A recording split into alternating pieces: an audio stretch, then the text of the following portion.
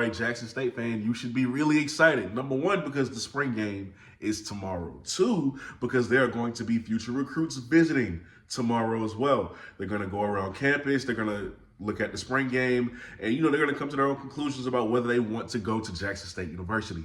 Now, a few of these kids, because it's going to be a lot, but a few of them have announced publicly that they'll be there. And I looked at them and I said, well, let me let the fan base know who exactly these kids are, what class they're in, and just how good of an athlete these kids are that's coming. So if you see these kids, make them feel at home. I don't have to tell y'all that. Y'all do a great job with that already. So let's really get into it. These are just a few kids who I know for a fact will be there tomorrow. Most likely already in Jackson, Mississippi today, but who will be at the spring game tomorrow. All right.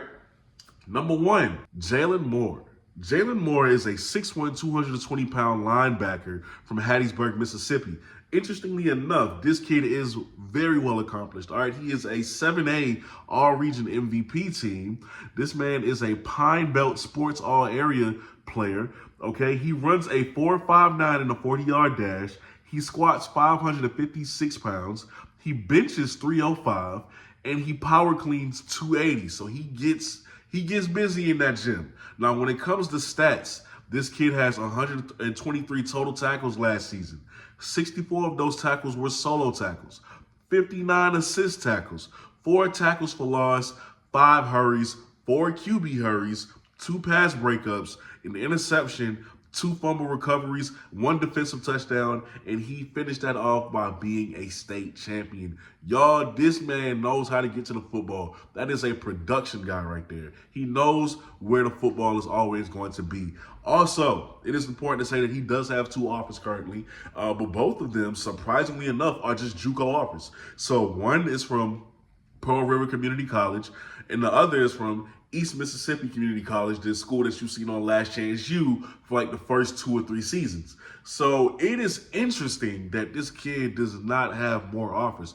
I don't know the reason why, actually. I look at him, I like what I see.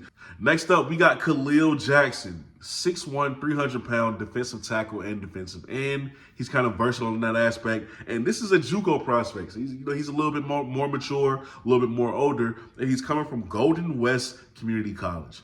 Now, Khil has offers from Wayne State, UAPB, Arkansas Monticello, New Mexico Highlands, Concord, Savannah State, and of course, y'all, Jackson State. Now, Khil Jackson, it's important to mention, he's not a stat guy. His stats aren't going to wow you, okay? As a matter of fact, he had 17 tackles, 2.5 sacks, and 15 hurries. Now, what sticks out is the 15 hurries. That's where he's going to contribute in. He is just there to get pressure, be disruptive, and make that QB hear footsteps. That's what he's there for. That's what he's there for. Now, I will say, the thing that I like about Khil's game is that you can tell if your defensive coordinator is planning on using stunts for the defensive lineman, that is where Khil Jackson that's where he's gonna thrive. That is where he's gonna thrive at. It's all through his tape. When he runs a stunt, he thrives. He's going to either get pressure or he's going to get to the quarterback. So if that is what y'all are planning on using for your defensive scheme for Jackson State this year, Khil Jackson would be a really good pickup depth-wise. After that, we got Ardarius Gardner, a 6', 280-pound defensive tackle from Hattiesburg, Mississippi. And this kid is just a junior. He going into his senior year. He is of the class of 2025. Now, Ardarius Gardner, I really like him. I do. I think he has a lot of promise. So Ardarius has lateral quickness. That's something I noticed, as well as scouts, because there is a scout report on him. And matter of fact, I'm going to tell you what they said about him. So we both agree that he has great lateral quickness, which allows him to beat a lot of offensive guards and tackles and such, because he's quick. They noticed that he has good ability to anticipate snap counts, and that's a really good thing when you can really just anticipate it accurately. That's a really great thing, because now you got an advantage over that offensive lineman that he just can't do nothing with, because he don't know how you know the snap count. I do want him to be careful with that though, because just as easy as it is to anticipate it, it's easy to get caught up in it as well. You know, all it takes is one QB with a good dummy count, and now you're offside. So I want him to be careful with that, but I do love that about his game. They also said that he's relentless. He has relentless effort, and he shows really good tenacity. I agree with that as well. He's a dynamic defensive talent, and he has a keen sense for locating the football. All of those things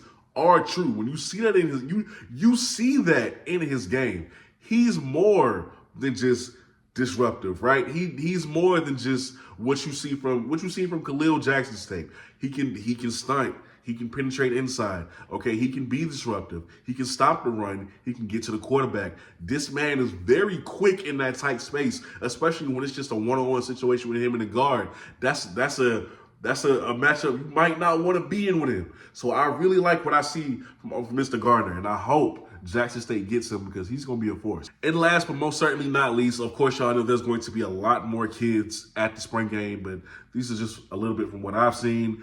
Devin Witset, all right? Devin is another guy who I really, really like. 6'2", 205, going into his senior year. He is an edge rusher from Pritchard, Alabama, from Viger High School, and this kid is an all-state selection, and you're going to see why. So at 6'2", 205, one thing I can say about Devin, man, is his play recognition.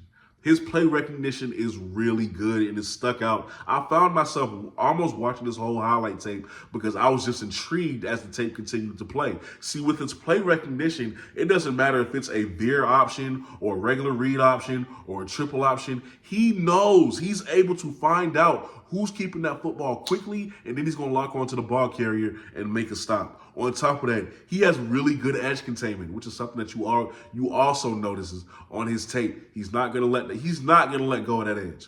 He has a really good motor, and he's never going to let go of that edge. That edge integrity is something that comes first to him in this game.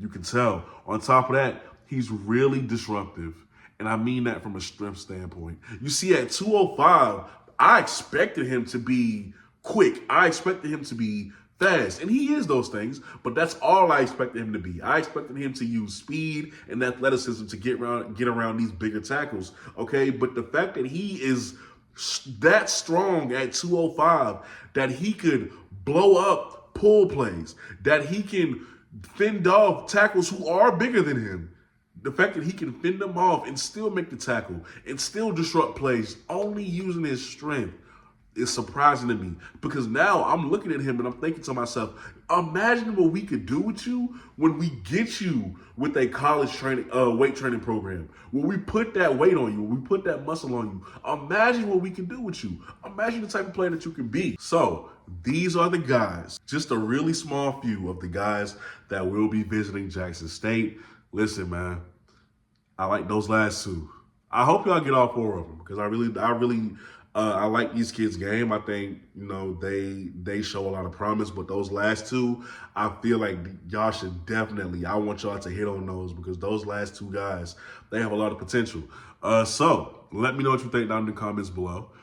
With that being said, y'all are watching the BlitzCity Podcast. Tell me, who was your favorite out of the four that I've shown you? Don't forget to like, comment, and subscribe. Please share this video so that others may enjoy it as well. And I'll catch y'all next time, man. I'm out. Peace.